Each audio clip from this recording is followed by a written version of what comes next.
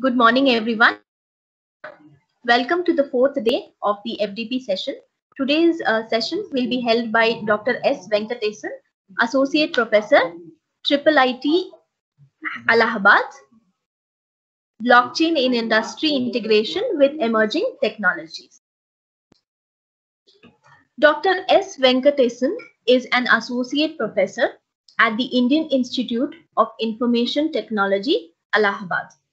He obtained his PhD degree from Anna University in the year 2010. His research interests include mobile agent security, applied cryptography, blockchain, and cloud computing. He is having more than 13 years of teaching experience. He has published his research works in several high-quality journals and conferences. We welcome you, sir. Over to you, sir.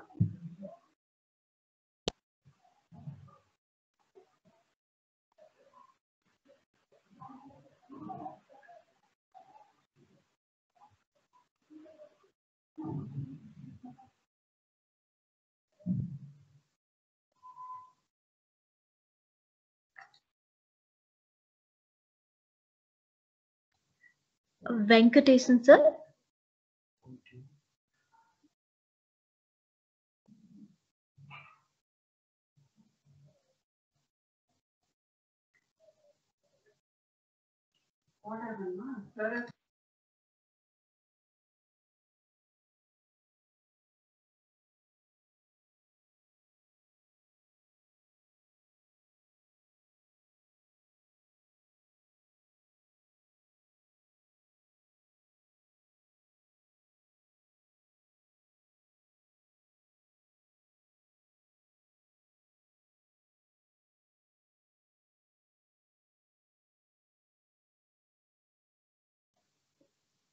Venkatesan, sir, are you there?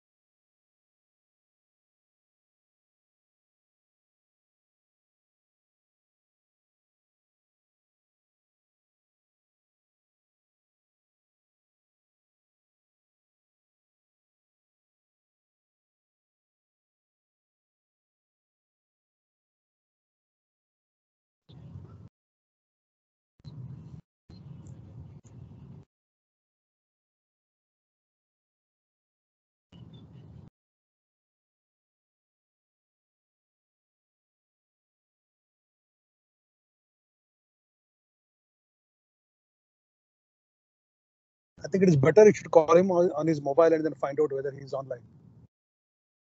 Yes, sir. Yes, sir. We are contacting him. Yes, sir. Okay. Thank you. All the best.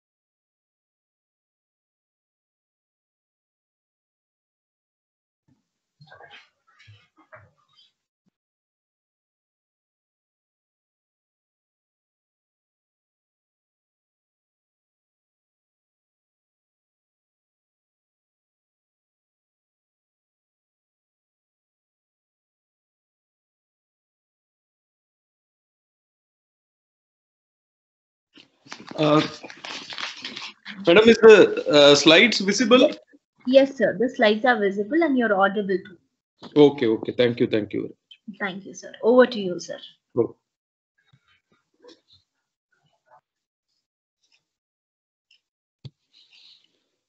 Good morning, everyone. It's my pleasure to interact with you all during this session. So I would like to thank the organizers for giving me this opportunity. So in this session, I will be talking about the identity management using the blockchain technology. As you know, this blockchain is booming like anything in this last 5 years. So when I start to work in 2016, I could not find what is blockchain. But when we go and search now, once we type BL, automatically the complete word comes. So before I start, I would like to acknowledge the different authors from where I took the material as well as the figures for this presentation. Even I will be presenting one of our works also in this. So before I go to this identity management, I would like to show one flow diagram. Actually, this I show wherever I discuss about blockchain, because this one helps in choosing the type of blockchain technology for your application, because we apply blockchain these days for different applications other than cryptocurrency. And in cryptocurrency, it's well proven already, and it's in real time also it's working, that you all know about this Bitcoin, Ethereum, Monero, and other coins. When we are going for our own applications, then what type of blockchain to be chosen and whether we can go for the blockchain or not, that we can decide using this flow diagram.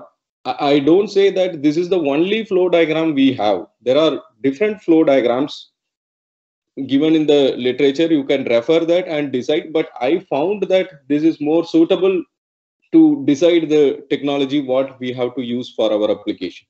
Because we all know that the blockchain, even though it gives various advantages, it has the disadvantage, such as storage. The second one is the computational cost. So if that is the case, we cannot apply this blockchain technology for our application. Let's say we are going for an IoT application and many other applications. So if we see in Bitcoin or Ethereum, they get the rewards. Because of that, the participants actively take part in the blockchain security and the liveliness of the blockchain. But if you are applying in some other application, we don't have any currency or any coin to encourage the miners. So in that case, we have to think of some alternate. That also I'll be discussing at the end. So this diagram depicts what type of blockchain you have to choose and whether you can choose blockchain for your application or not. Let's say that you are going for an application, and when you go for an application and you are decided to use blockchain, before applying some blockchain technology, you can ask these many questions and decide what to be used. So the first question to be asked is, do you need to store state? So which means the system is distributed. Okay, when the system is distributed, you need to have or make sure that all the users are in the same state. Because if all of them in the same state, then only we can have this common things among each participant.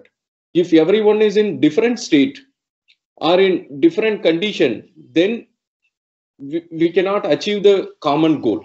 So if we need to store the state, then you can decide, yes, we can go for the blockchain. Otherwise, you can see this, drop the idea of using blockchain.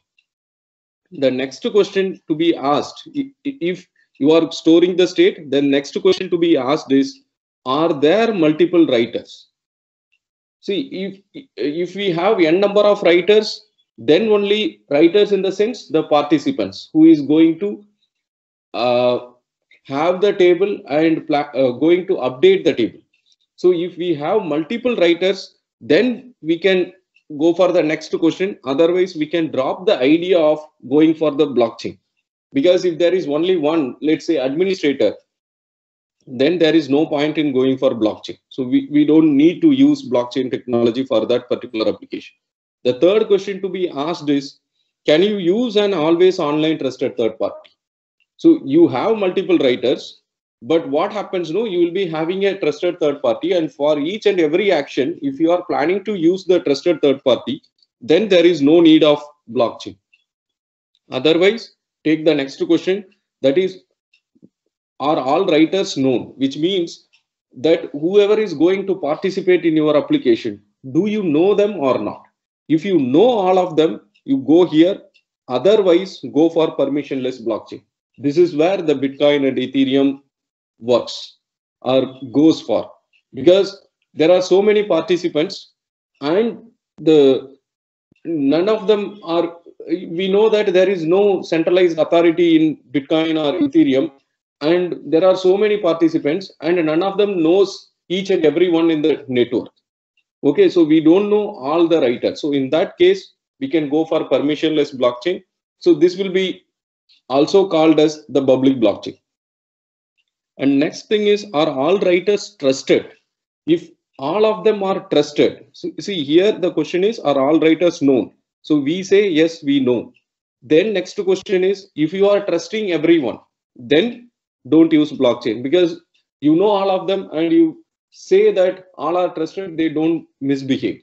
Okay, in that case, don't use blockchain. But here, you know, sometimes what happens, even though we say that all our people are trusted, but in the network, if we see in the distributed system, there are two types of fault happens. One is the crash fault and another one is the Byzantine fault. In case of crash fault, the people who are trusted, they are genuine. But due to the network failure or the system failure, there is no possibility to reach the common agreement. Okay, in that case, again, we need the consensus protocol that can be provided by the blockchain. For example, Hyperledger Fabric, which uses by default Kafka protocol. So if you don't trust, then go for the next question, that is public verifiability required? Is public verifiability required? Then go for public permissioned blockchain. Otherwise, go for private permissioned blockchain. So the difference between these two are, the main difference between permissionless and the permissioned, in permissioned, you know all the writers beforehand, and there will be a trusted third party, or we can say an authority. He or she is responsible for the entire operation of the application. So the difference between the public and private. So we know that when there is a transaction, and there will be a validation for that, whether it is proper or not, we do the validation. That validation, if we allow any user to do, then that becomes the public permission blockchain. If we say, no, we don't allow anybody to validate, we want only the restricted set of users to validate the transaction as well as write the transaction. So in that case, we have to go for the private permissioned blockchain. So in this way, we can decide whether we can go for blockchain for our application or not. And next thing is, what type of blockchain we can use. The reason I put this here is, now we will be discussing about the identity management. So there also we will see what type of blockchain we have to use. It's not only that, I have seen in various cases, since this topic is very popular, everyone want to use this technology into their application, even though they are not aware whether this one is more suitable for that or not, because they want that new technology has to be applied. And the next thing, they never care about the disadvantage of the technology such as storage and computation. Later they realize that. So that's why I would like to put this. And I'd like to say one thing, if you have any question, please don't wait till I complete my presentation. You can put your question in between also. Okay, whenever you have query, please don't hesitate to put. And don't put in chat box, because I'm not seeing the chat box because this slide is in full screen. So let's come to the main topic, which is the identity management. We know that identity plays major role these days. So the identity means which is to identify an individual, and when it comes into the management, we can say that there are policies and technologies involved. So why we need this identity is we want to give some permission or provision for every individual to do some task or to access some resource.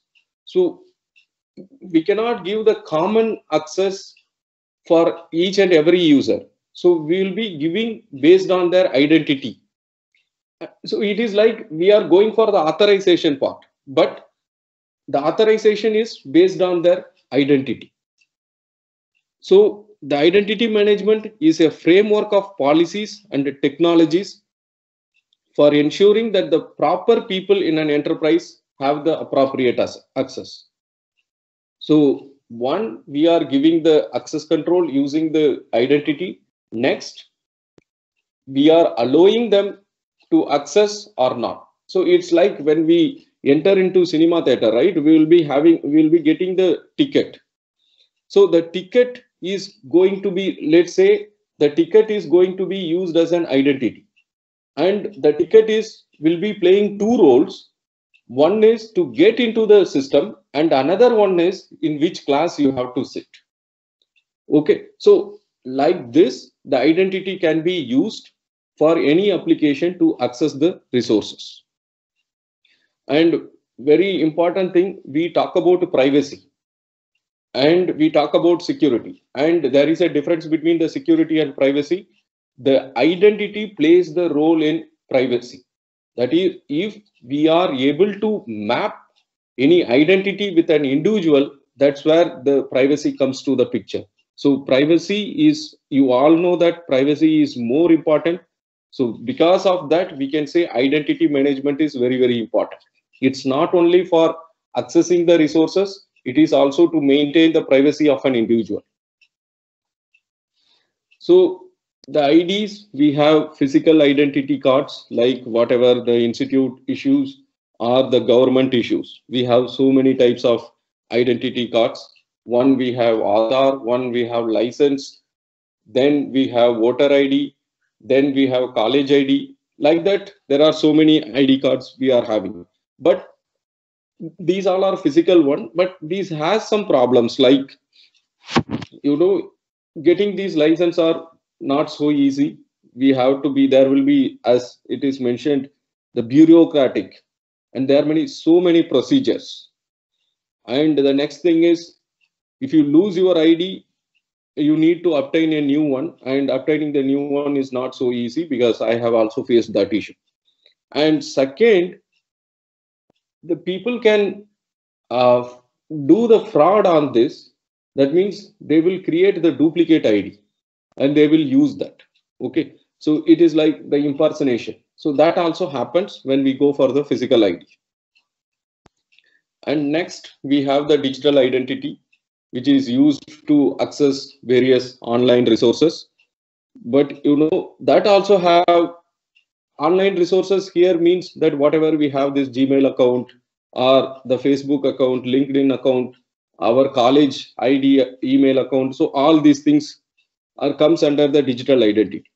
So the problem here is, for each and every application, we have to register and we have to create the new account. But anyway, these days, what is happening, if we are having the Gmail account that is linked with different resources, so we can use the same ID for multiple resources. So that facility we are having. For example, if you have the account in Gmail, the same can be used in, let's say, GitHub.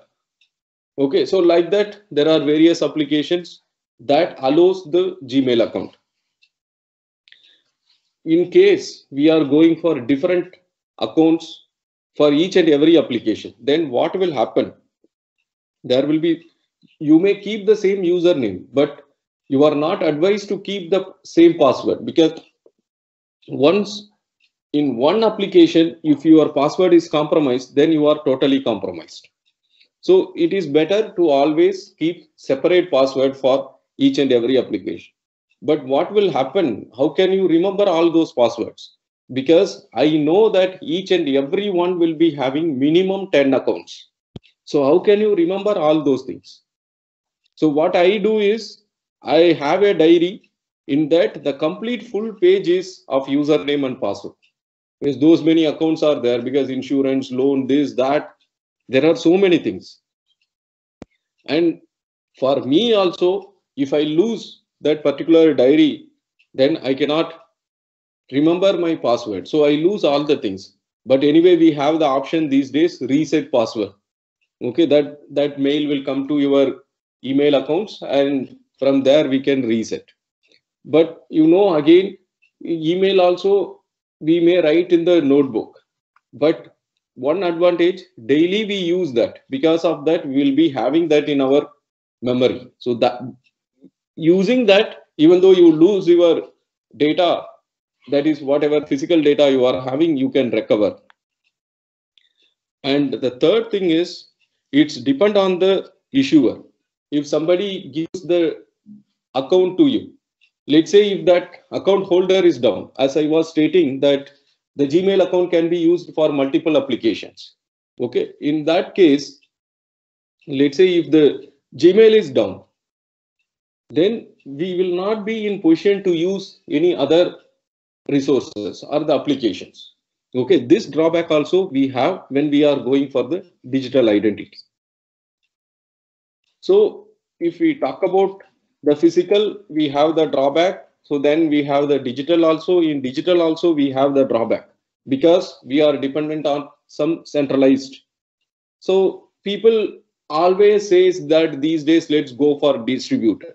So when the word distributed comes, by default everyone will get or think about the word blockchain. So we know that blockchain is the distributed database that contains cryptographically connected growing blocks.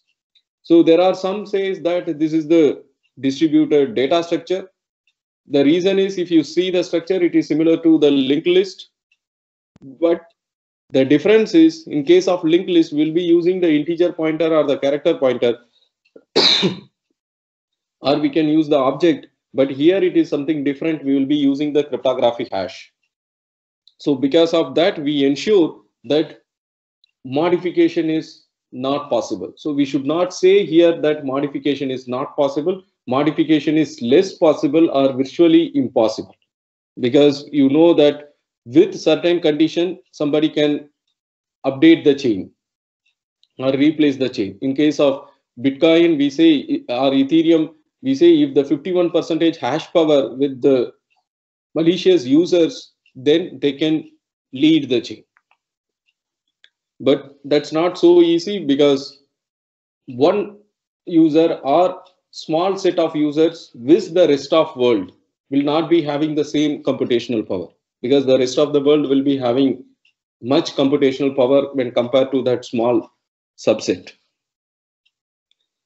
So the major reason behind the vast use of blockchain is, once we say that it cannot be modified. Again, I say that we should not say that it cannot be modified. The chance of modification is very, very less.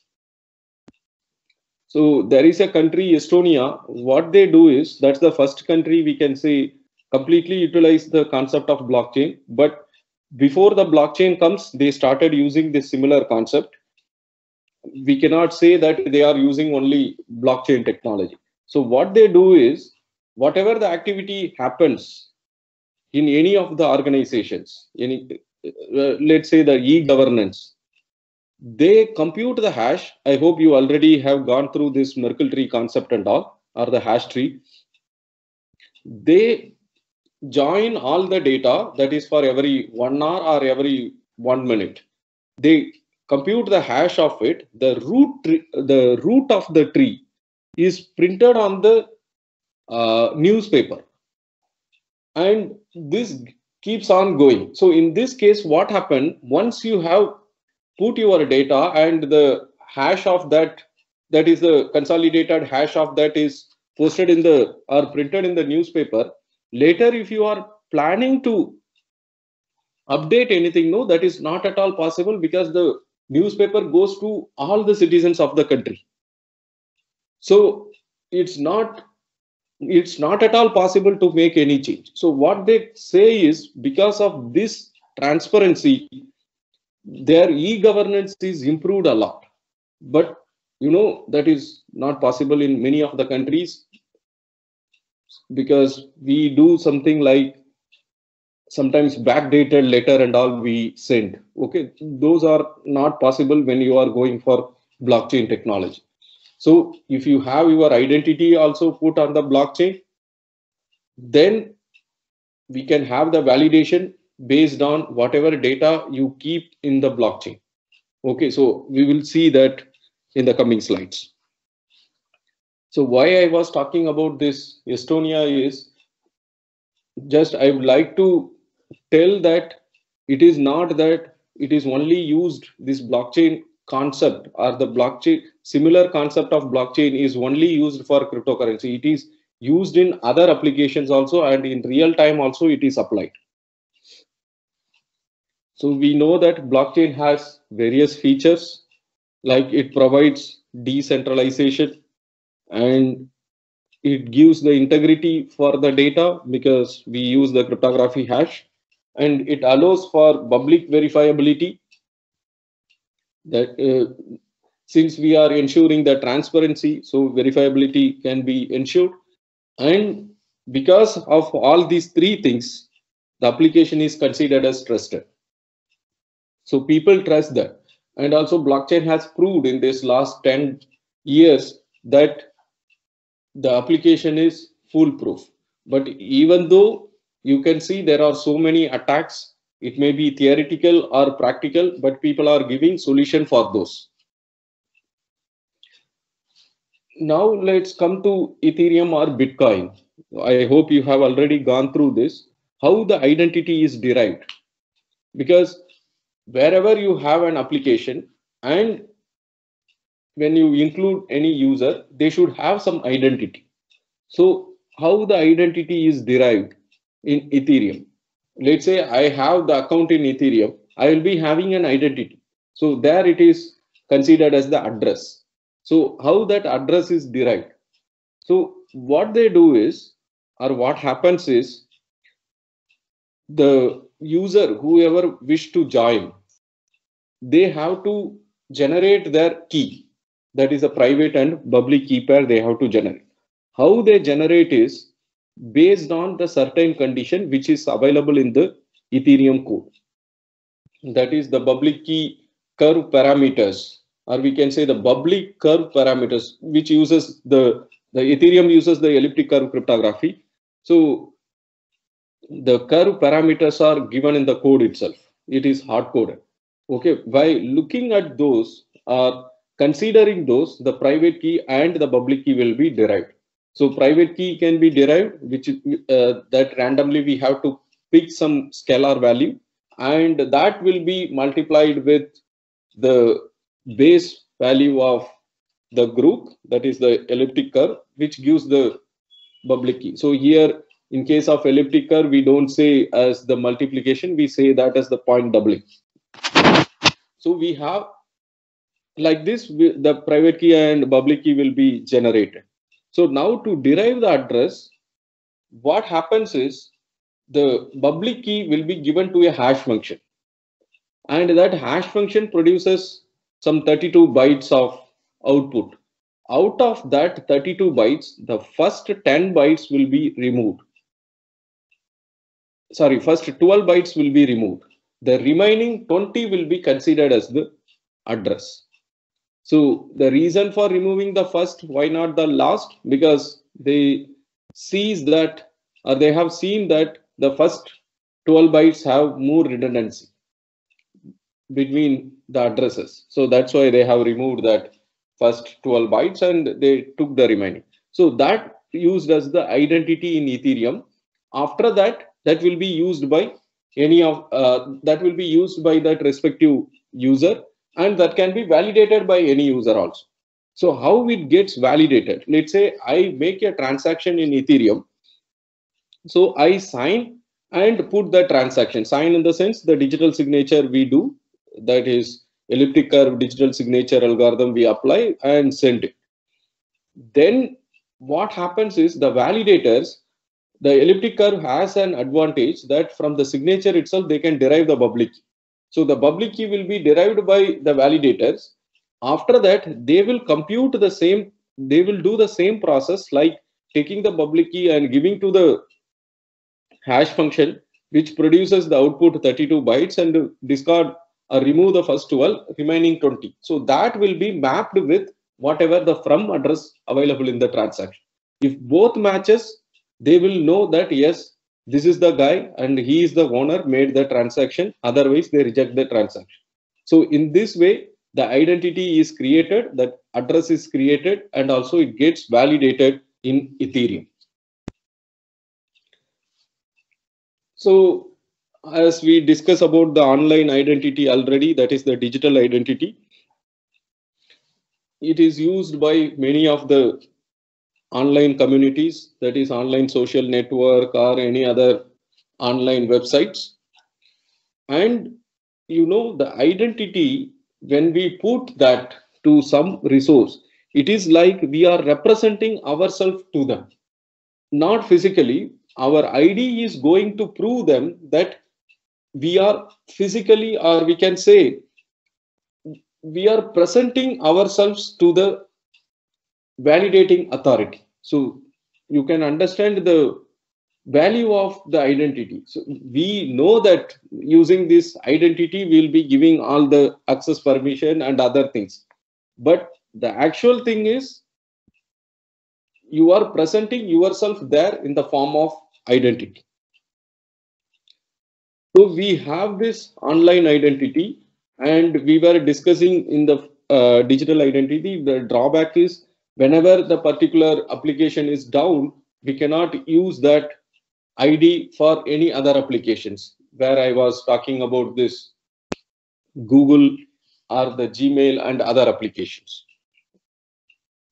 So there is a concept called self-sovereign identity. So the advantage here is user should be able to control their own digital identity. So it is not that we are dependent on the third party. We can have our digital identity and we will prove to somebody else whenever we want. So no need to, let's say, go to someone and or we register with someone and let them verify our identity each and every time. So you have the identity, whenever you want, you give it to anybody, let them validate and say that whether you are the eligible user or not. So, but how that will happen? Because you are having your identity. Let's say I am the fraud. I will keep some identity. I will go to someone and say that this is my identity. And how he will approve that, or how he will accept that. So definitely there is a need for some trusted authority who will approve that identity. So people and businesses can store their own identity data on their own device and identity to those who need to validate it. So there is no need to depend on the central repository saying that you go and get validated from some other resource. Okay, so this is my identity. I don't say that you go there and it is stored there, you can validate from there. So that is not required because you are going to provide everything.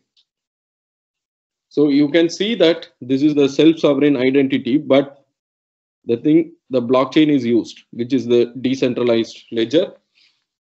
And the client is here, and we have this trusted authority and the one who is going to verify. So what happens here is in the blockchain, this particular guy and this particular guy, they already put their ID, or we can say in this case, the public key of these two guys are already put into the blockchain. Okay, so blockchain contains the public key of these two users. So after that, what this claim holder does is he sends some request to this claim issuer that I am so and so, you issue the ID. So once he sent, this particular guy will validate whatever he says. If everything is fine, he will sign and sign using his private key or her private key and send back to this claim holder. And now this claim holder will again sign using his or her private key and store in his storage. So whenever he want to claim or present his claim to someone, then what he does is he will send whatever he has stored. So that will go here. Now, how this guy will validate whatever he has submitted? So that will be validated. What the claim verifier will do is he will come to this particular blockchain and he accesses the public key of these two guys. Okay, so the first key which will be accessed is this claim holder's public key. Using that public key, the signature whatever he has put on his own ID over this signature will be first validated. So if it is valid, then this verifier knows, yes, this is the guy giving that. Next, for the approver, that he is the one or she is the one approved it. So what this claim verifier will do, he or she will pick the claim issuer public key from here. So once the public key is available, again the signature will be verified because he or she has already used their private key to sign it, and that will be validated using the public key whatever is available in the blockchain. Using that, now the claim verifier is in the state to prove or validate that this claim holder is the right person and his identity is approved or not. So in this way, the self-sovereign identity works. So in very short, if I want to prove my identity to anybody else, what I have to do is, let's say this driving license. First, I give my details to the RTO. The RTO will approve and give it to me. So here approval means signing on my data and giving back to me. So once that signed data comes to me, I will also sign that and I will keep it with me. Whenever I want to prove to somebody else that this is my driving license, what I do is I send my data to that person. Let's say some police station, I am going to prove that. So I have the valid driving license. So how they will validate is they will access the public key of mine as well as the RTO from the blockchain, and they validate the signature because already we both have signed. I have signed as well as the RTO has signed. So both signature will be validated. If the police validates and finds that yes, the signature is valid, they will accept, otherwise they will reject it. So this is the way the self-sovereign identity works. So what happens? The claim holder is having the data. He is not dependent on somebody else. But in the beginning, he is dependent on somebody else. So what happens here is, we cannot say that completely we remove the trusted third party. We have the trusted third party. At the initial stage, the trusted third party is used. Later, we don't need the use of the trusted third party. So we can say that even we have gone through some paper that without a trusted third party, but here we cannot say that it is without trusted third party. Yes, we have the trusted third party only at the beginning. After that, the complete control is with the claim holder and the active blockchain. And you know that if the blockchain is not there, again, this cannot work. But you know that blockchain is distributed and it's not so easy to stop that blockchain application. Okay.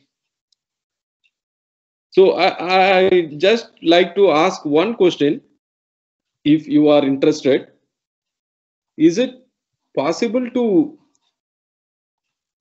kill the Bitcoin application?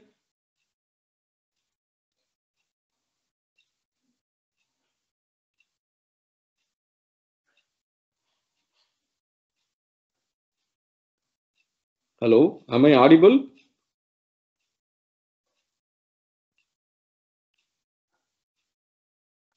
Yes, sir, you are audible, sir. Okay, okay. Is it okay? The question is not to you. In general, I am asking: is it possible to kill the blockchain, Bitcoin application?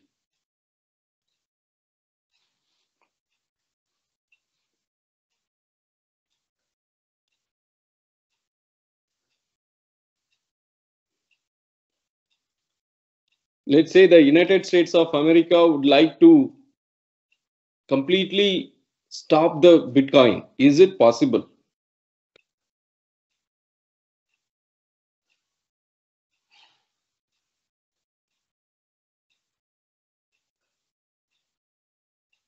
Okay, let's discuss this question later.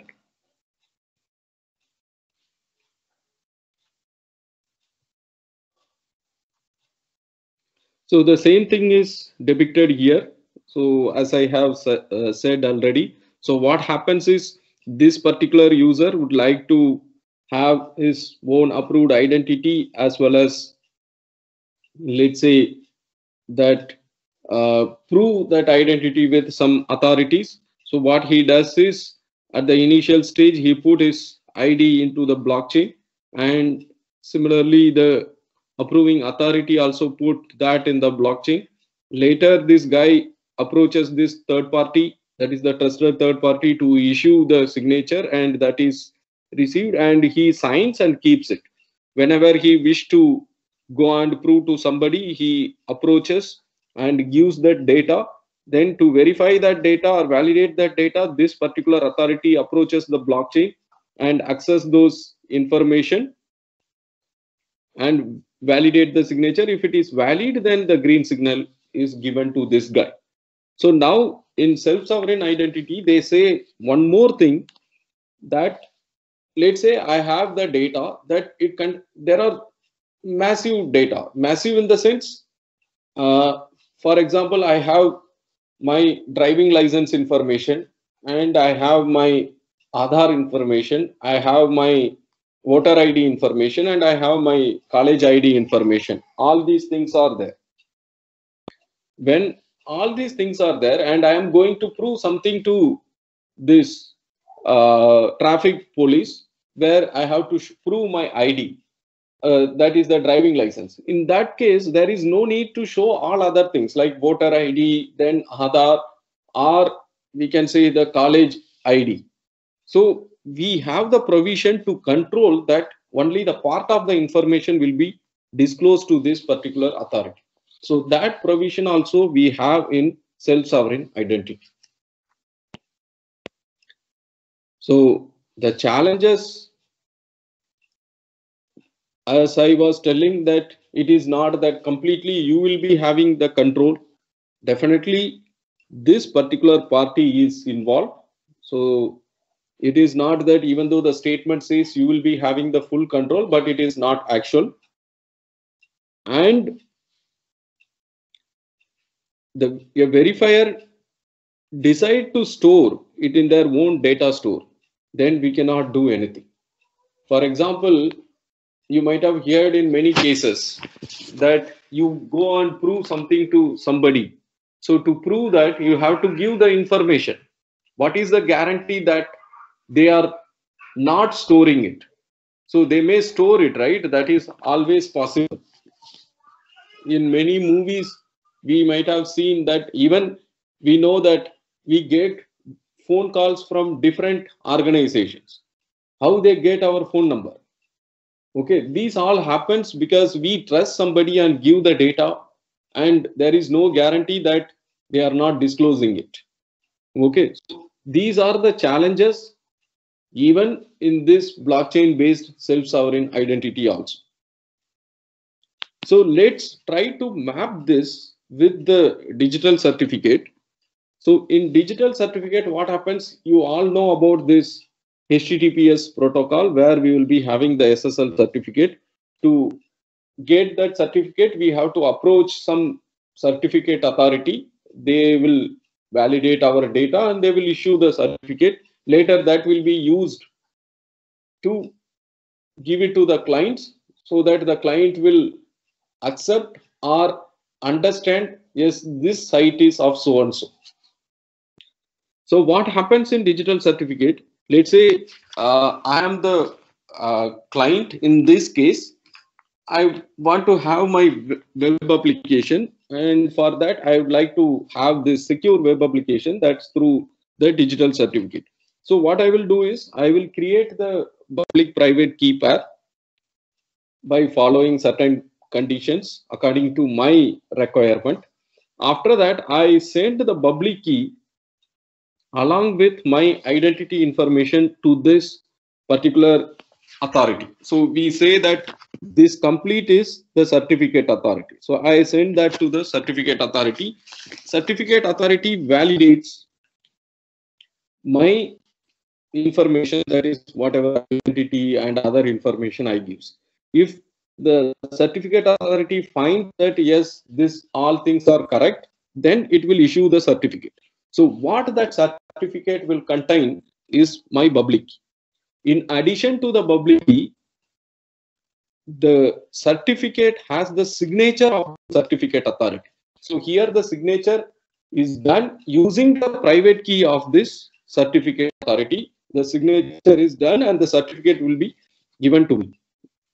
Now I deploy that certificate on my web service. Now let's say if somebody from X location access my website, and when he or she access my websites, I am sending my, these all happen in the background in the browser itself. So I send my digital certificate where I received from this certificate authority to that person in that particular X location. So he has to validate my certificate. How he validates, how can he validate is, he can check the signature of the certificate authority who issued me the certificate. So for that, that person in the X location needs the public key of the certificate authority. So how can he get it? So what happens is, whenever we install the browser, by default, there are some certificates already loaded. Okay, the top certificate authorities certificates are already loaded. That has the public key of those certificate authorities. So whenever I send my digital certificate to that person, he or in his browser, the browser will pick my certificate authority public key and it validates the signature given in my certificate. If the validation is successful, then that person will accept, yes, this guy is the, or this web service is the right one and it is approved by this so-and-so certificate authority. So when the certificate authority certificates are loaded at the time of installing the browser, those are by default trusted. Okay, there is nothing like again that has to be trusted by some other certificates. Okay, so they call that as the root certificate, where they don't need any validation, and also the same key is, their own key is used to sign their certificate. Okay, so now in this way, the identity of any web service is created and validated. So this is without using the blockchain concept. So the similar concept we can see in this place. At first, he goes here and gets something, later he proves. But one thing comes into this picture, instead of that browser, the blockchain comes into the picture. So the people puts the data into the blockchain and it goes there. So what difference we are getting out of this particular diagram and this diagram is, so here when we download the browser, in case of the normal SSL based proof, we download the browser from certain authority, and it may be Mozilla or it may be Internet Explorer or the Chrome, Google Chrome. So it's like, the centralized, we are downloading from the specific source. And what is the guarantee that they are not misusing it? Okay, so that problem is always there. So when we go for this blockchain, no, they all are directly involved. Okay, that advantage we get when we are going for the self-sovereign identity. So the problem with this digital certificate, it's not only that whatever I have said just now, that you will be having blockchain and it is distributed. So everyone will be having, there is no centralized authority, but there are problems like the centralized authentication scheme is always depend on a trusted third party under the assumption that it is secure and unbiased. Okay, there are so many certificate authorities like Semantic is there, GoDaddy is there, Komodo is there, like that. There are many. But you know the drawback, there are cases where certificate authorities are forced to issue certificate to a client who is not deserved to get the certificate. You can see this. Somebody is asking for certificate, but he is not eligible for getting the certificate. So what will happen? The certificate authority will drop it or reject the request. But you know, they are forced to issue the certificate. This is not that I have took from some blog or somewhere. It is available in the certificate authorities material itself. See, if the case is so, authenticating a user or web service is of no use even we follow the protocol. So we have the procedure and we follow the protocol, but if the route is wrong, then there is no use of following the protocol. For example, we know that these days machine learning algorithms are very popular. Okay, and we use machine learning and AI concept for each and every application. But you know, we have the machine learning algorithms, everything is fine. But the complete analysis or the complete algorithm is depend on the input data. If the input data is corrupted, whatever machine learning algorithm you apply and intelligence you apply, that is not going to give any advantage. Whatever data you give, accordingly your machine will get trained and the output will be according to that only. So similarly, here, if the route is compromised, then there is no point in following the protocol. So we should think of the alternate. So the alternate is whatever we have seen as the self-sovereign identity. And next, what happens? The fork of Bitcoin was created, that is the Namecoin. I hope you all know that, definitely you all know that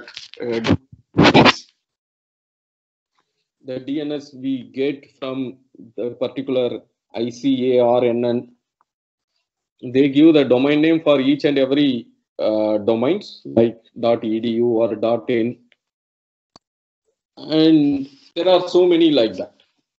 What in Namecoin they do is, it is also like we are having the cryptocurrency. There we can register the domain name, and that domain name can be used for your service. So if we are going for domain name registration in place of this Namecoin, we have to approach the centralized authority where we have to get the domain. But we are not sure that whether they are compromised or not, but we cannot say that they are compromised because it is controlled by the governments. Even though that is the separate unit, but that comes under the governments. So what in Namecoin happens is, whoever is having the cryptocurrency in that particular Namecoin can create their domain name, and they can register that domain name in the blockchain. Okay, so later if somebody comes with the same domain name, then they cannot access it. So what happens? They cannot get that domain name. So the phishing and all is not at all possible in this place. And next thing, when you are going to create the domain name, you should invest on that. That means you should have the currency in that particular application. Then only you can create the domain name. So the first thing is, whoever first registers, they will get the domain name. The same is possible in non-blockchain based domain name registration also. The second, no duplicate is possible because it maintains based on the hash. And the third thing, you should also have invested on that particular name coin. Then only you are eligible to create this. I say that as the first application comes related to the identity. So, and this is the fork of the Bitcoin.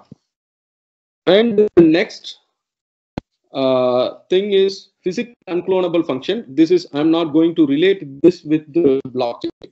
So in physical unclonable function, what happens is when we create this circuit, is the hardware circuit for each and every machine, they use the concept called physical unclonable function. So what they do is they make some minor changes in the circuit design. For each and every circuit, they make a minor change. So because of that minor change, if you give the same input to all the machine, that will produce different outputs.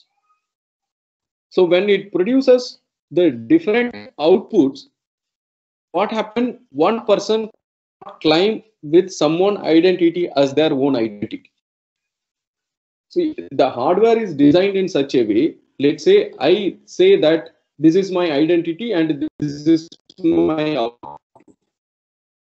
And if another person comes and proves the same thing, say that this is my identity, when that identity goes to that physical unclonable function, that will not produce what it says. So with that also, the identity can be managed. But again, you know, this is depend on the centralized authority. So when there is a manufacturing industry that creates this physical unclonable function, what is the guarantee that they are not giving the same design for more than one nodes or more than one device? Okay, so again, this is the when we are going for physical unclonable function. In Namecoin, as I have suggested, that whoever goes first, they will get the identity, and later no new user can create that. But the problem here is the cryptocurrency. You should have the cryptocurrency also to get the identity. Then only you get, otherwise you cannot get the identity. So again, we have the problem with this Namecoin system. So next we go for this decentralized public key infrastructure. The same concept is followed in the previous things also. So the things are little different here. In public key infrastructure, what we do is, if there are two guys who want to share their public, that they want to have the secure communication, what they do is both the parties will be having the key pairs, that is private and public key pairs. Using that private and public key pairs, they will share the symmetric key among them. After that, they go for the secure communication. So this is from 1 to 1. And let's say if you are going for more than 2 users, then what happens? It will be little complex that you have to share the information with everyone again. So let's go for this decentralized. So what we do is, let's say Alice want to communicate with Bob. What she will do is, she will her public key into the blockchain. Okay, because public key does not need any security or confidentiality. So we put the public key into the blockchain. So it has it is available in the blockchain. Later, when Bob comes to communicate with Alice and he want to have the secure communication, Bob can fetch the public key of the Alice from the public blockchain ledger, and that will be used to encrypt the new symmetric key or the session key and send it to Alice. Now Alice have her private key and she can decrypt it and she gets the symmetric key. Now both the parties are having the symmetric key, then they can have the secure communication. So in this way also the blockchain can be used for secure communication. Okay, so here the identity in the case or in the sense, it's the public key what we keep in the blockchain. This is very simple model, and it is reported in various works that they use the decentralized public key infrastructure in their applications. Because when you are having blockchain in your applications, you can add this also. So you can ensure the decentralized PKI in addition to whatever you are intended to have in your application by using the blockchain technology. So up to this, if any doubt, then please let me know. If any query, then I will move on to my one of my works.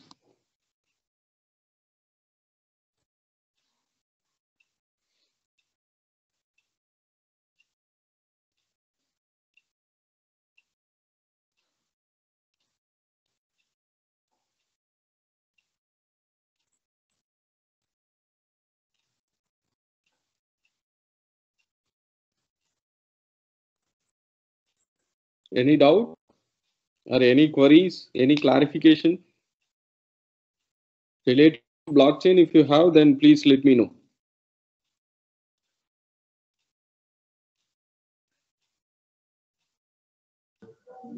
Yes, dear participants, if you have any queries, please ask Venkatesan sir. He'll be happy to help you out.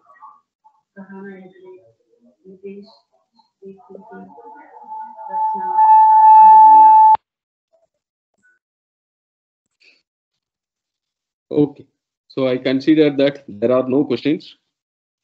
Let me continue.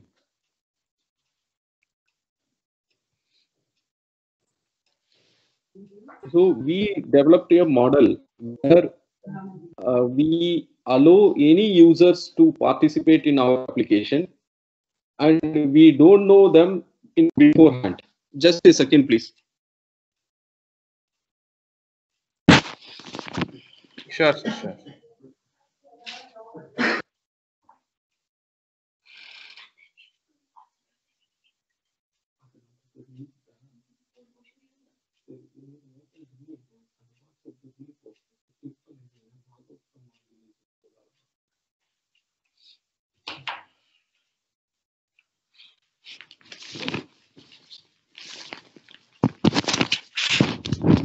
A model.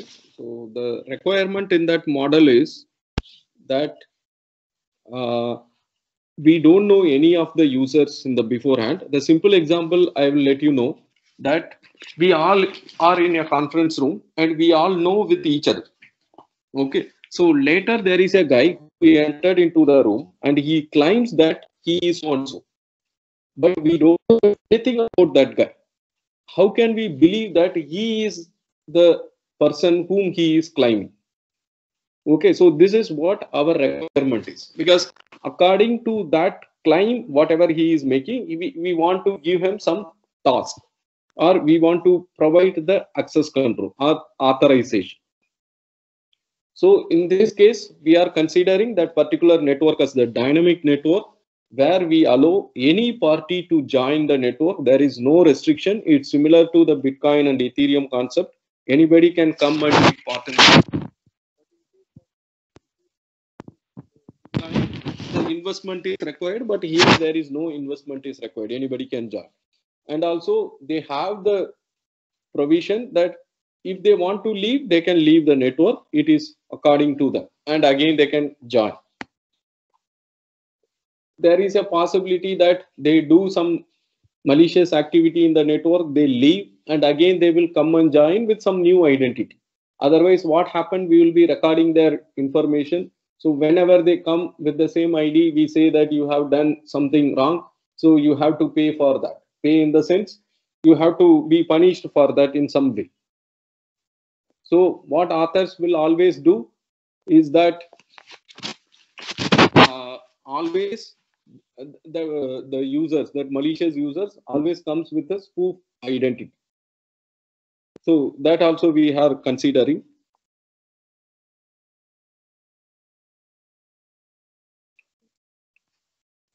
So this is our architecture, simple architecture we have considered. So we categorize the nodes into two types.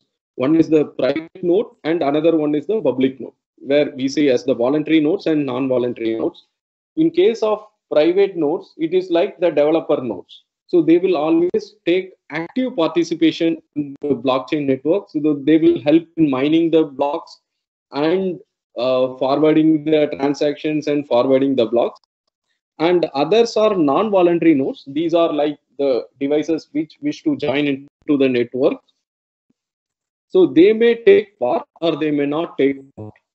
But somebody should do the work so that the network will be in live. So that's why we are considering this private. And there is a possibility that some public nodes which are non-voluntary, but if those devices want to be the voluntary device, that can be moved to voluntary after certain condition. So whatever the activities they are doing for the blockchain, those activities are recorded. That the activities, what they do is they make a transaction, they make the mining, and they give the vote and other things. All those things are recorded in the blockchain. So what we are doing in this particular scenario is, or in this particular application, the nodes can communicate with each other. So they have to communicate with each other for certain reason that we have presented why it has to communicate with each other. So when they are communicating with each other, the feedback of this communication is recorded in the form of vote. So we are going to maintain the reputation of each and every device. It's the reputation system or the trust score system, we can say. So for each and every node, we are maintaining the reputation. So that reputation details are maintained in the blockchain.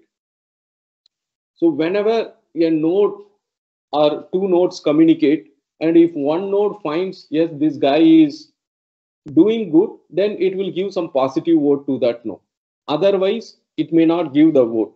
Sometimes it may give the negative vote, but we don't accept the negative vote as it is, because that is going to completely reduce the score of or the reputation of any node. So if any negative vote comes, we do the validation whether the negative vote is having the proper proof. So that will be validated using the fact table. We maintain a fact table which has the complete information about the surrounding area at any point of time. So if somebody says that there was an accident, but actually there was no accident, and the claimant says that this guy said that there was an accident, so he is not the right person, I want to give him the negative. So in that case, we will try to map that with the fact table if there is anybody as mentioned that there was an accident or not. If there is no such information, then we say that the system, the complete system will say that the miner will consider that yes, this guy has intentionally done that, so we go for the negative. So when there is a negative vote, what happens is whatever reputation he has gained till now, the complete reputation will go down. That will be 0.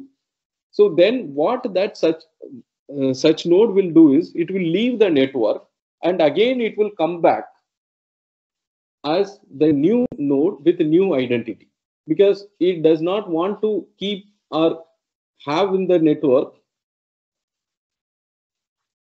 because that will be the attack is known to each and every user, and that will be like a target in future. So that's why the node will leave and come with the spoofed identity. But we discourages that. How we are discouraging is when somebody gets the negative vote, we are not completely removing all the scores. So we maintain some of the scores, like if that particular node is node done any mining, that for mining also we have a score, that score is maintained. Okay, even though his vote is 0 or negative, we don't completely reduce the reputation, some score we maintain.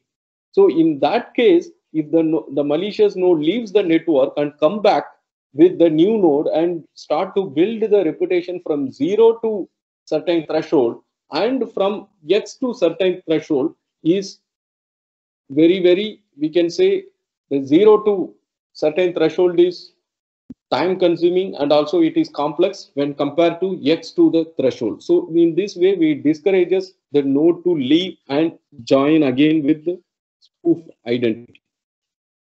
So here, even though we say that this is for identity management, the main thing is you come with any identity, there is no problem, but your activity will be accepted once you gain the reputation. So we can say that the identity management is made because of the reputation system. And next thing, as I said in the very beginning, how we encourage the participants to take active part in the blockchain activities. Because in Bitcoin, we give the reward. That's why people do the mining. And also there is a transaction fee. But here in our application, it's not transportation system. We cannot give any money.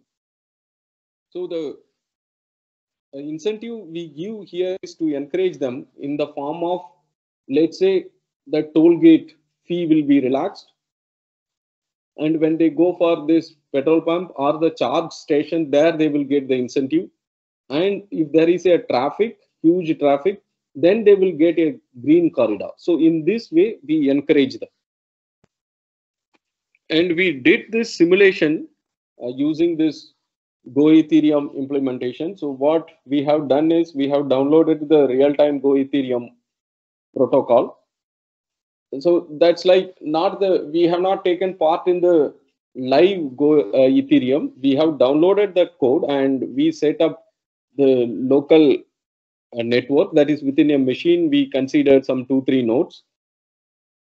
And we modified the code according to our requirement. So normally in Ethereum, what happens? We have the code to make a transaction and we can get information from the blockchain. So according to our requirement, we have made a lot of changes.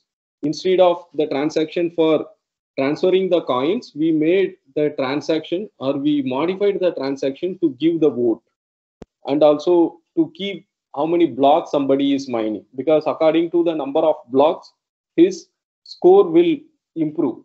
The score we are not directly computing based on the vote and the number of that is adding all the things. We are doing the normalization also, because getting the vote and mining is having the difference. We cannot say both are same. So we do the normalization also in the backend at the time of computing the final trust score of any node.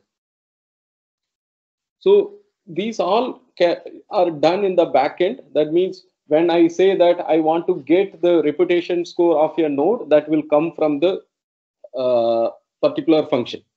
So we have written 2 category of functions. One is to access the data from the blockchain, and another one is to update the blockchain.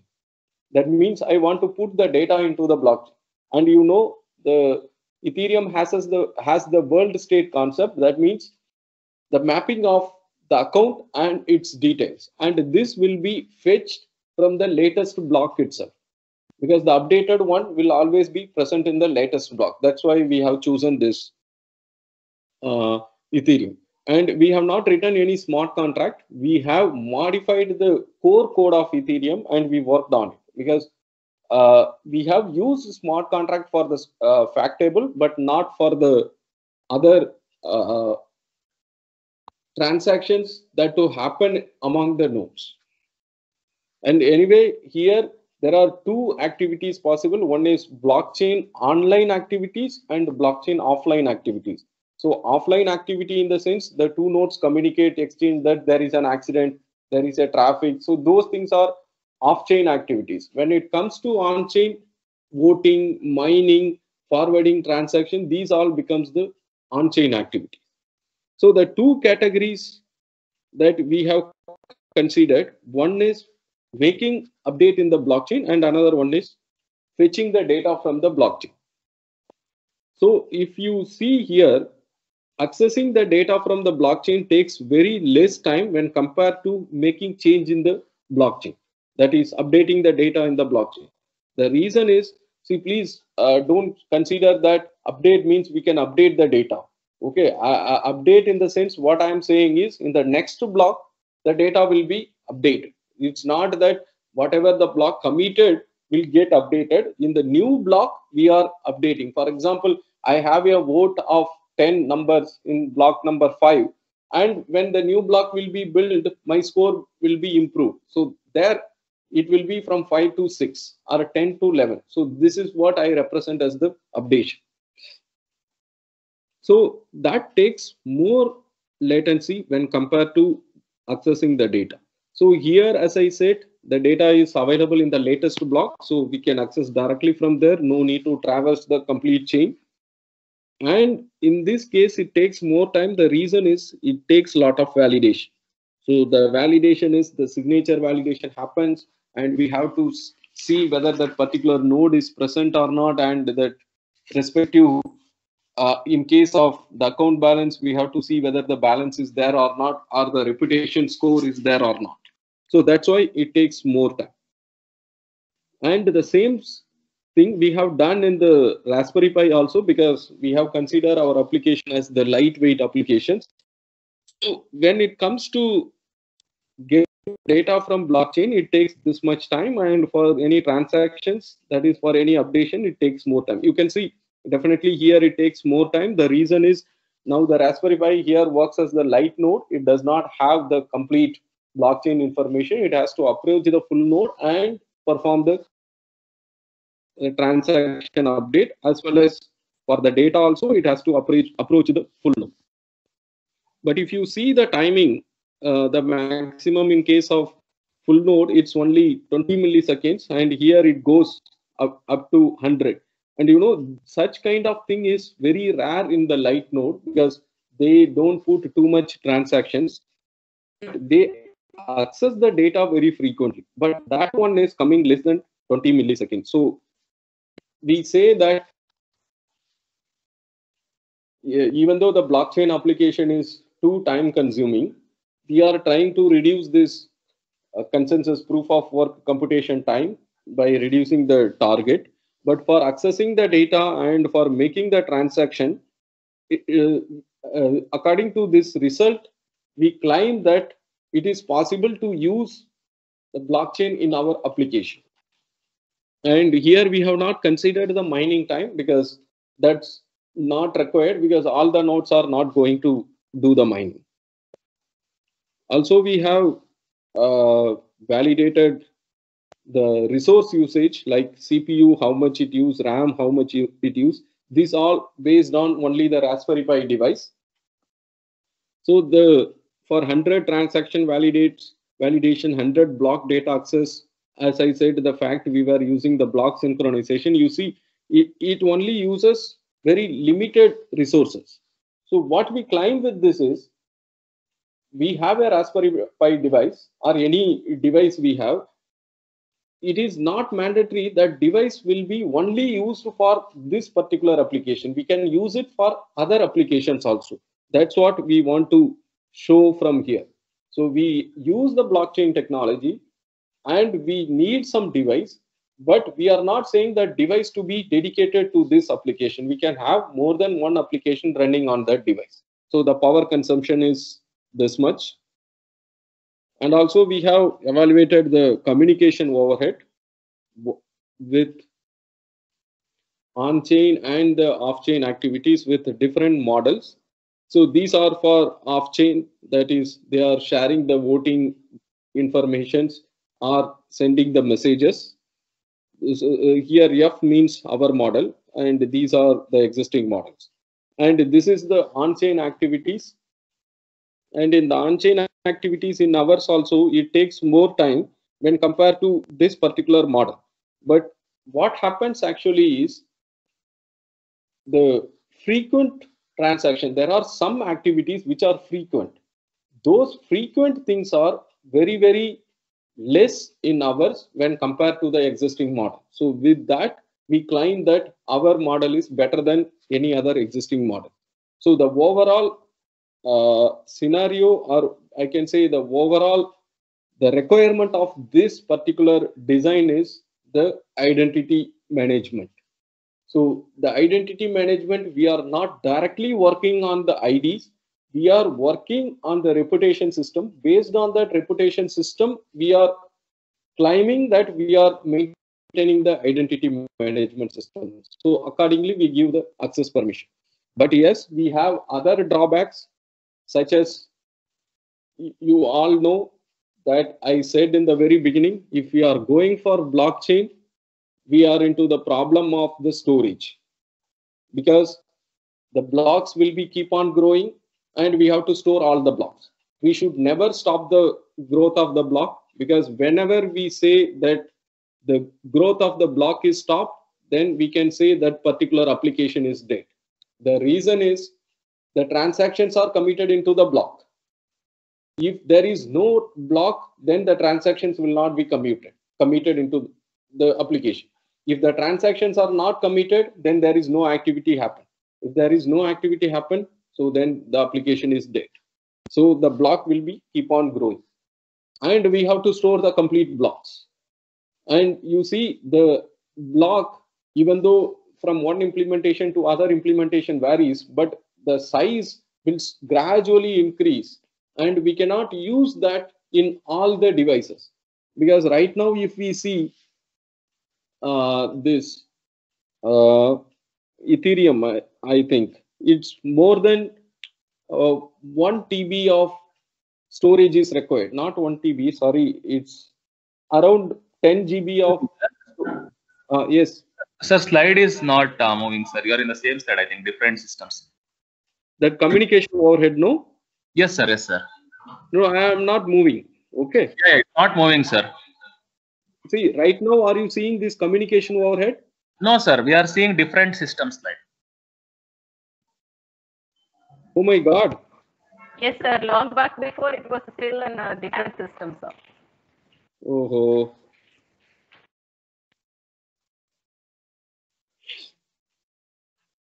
So after that, I was talking about this decentralized public key infrastructure. Sir, you So can we were share the screen hearing and everything, but we couldn't see on the slide. Only that's it. We could Okay. hear you. We were actually following, so no problem. Okay, ma'am.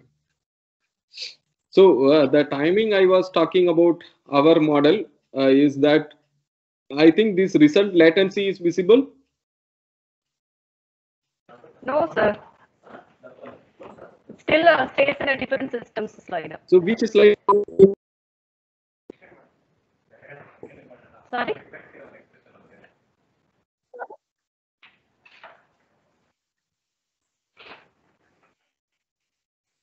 Now are you able to see this result latency, madam? Yeah. Yes, sir. Okay. Yes, it is visible now. Okay. So this is the result of our model. So there are, as I said, there are two categories. One is updating the blockchain and another one is accessing the data. If we see for updating, it takes more time because of the validation. But in case of data access, it takes very less time because there is no traversal required. It will be accessed directly from the latest block using that Merkle-Patricia trie concept. And the same we have tried with this light node, which is the Raspberry Pi device, which has 1 GB of RAM. So there it takes more time because those devices are the light node and that needs the help of the full node to get the data. That's why it takes more time. And in overall, if we see that these devices will perform the get information, that means it access the data from the blockchain instead of making lot of transactions. So in such case, we say that even we have this Raspberry Pi device and the latency is going around 100 milliseconds, but these are not the frequent one. And these actions or the functions are very frequent, but that takes less latency comparatively. And this slide is visible, madam, light node resource usage. Yes, sir. Yes, sir. Okay. I could see. So also we measured the CPU and RAM usage. So it uses only 15% maximum. If you see the CPU usage is 25%. Similarly, RAM usage is only 15%. So we claim with this, it is not that this application needs the dedicated device. The device can be used for more than one application. That is, apart from our application, the device can run some other application also. So similarly, the power consumption is also less here for our application, that when we perform different activities. And this is the communication overhead time. So this is for off-chain activities and this is for on-chain activities. This AB all refers the different types and this F is hours. And if we see in this blockchain activity transaction overhead, that is the communication overhead. In this particular join and the incentive takes more overhead when compared to this particular model. But we know that the frequent transactions like voting and the fact, then the incentive climb. So these takes very less, and these are very frequent transactions. So with this, we claim that our model is better than the existing models. And as I was talking about this storage, because even if I talk about the Raspberry Pi, that will have maximum of, let's say, 5 GB RAM.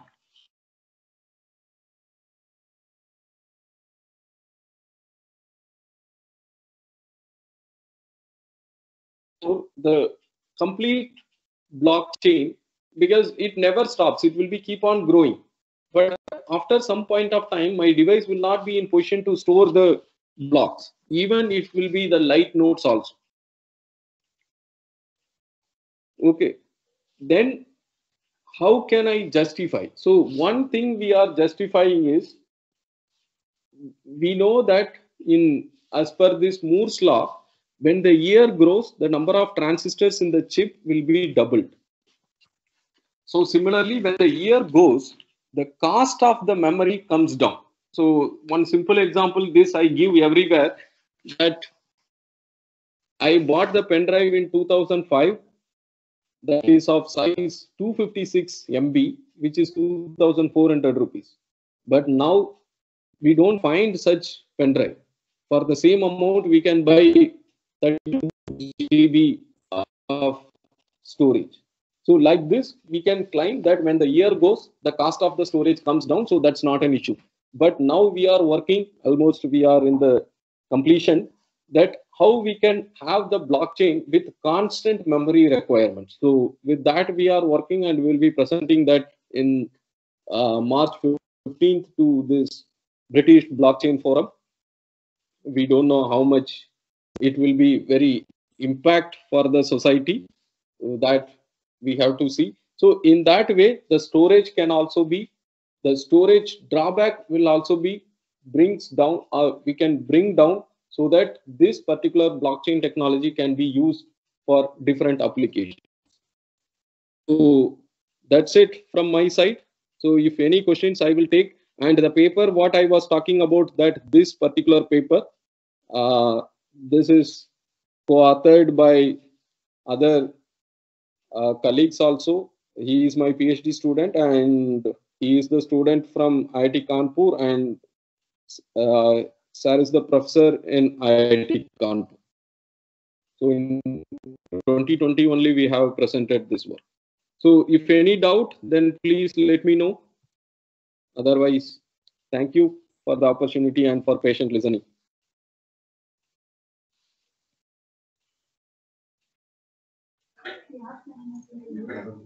Thank you, Venkateshan sir, for sharing your valuable knowledge with all the participants. Dear participants, if you have any doubts, any queries, you can ask sir.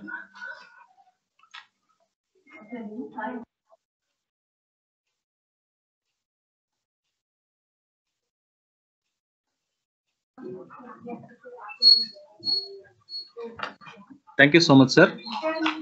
Thank you, sir. Okay, so now I can leave, no, sir? Yes, sir. Sure, sir. Okay, thank you very much, sir. Thank you, ma'am. Thanks again, sir.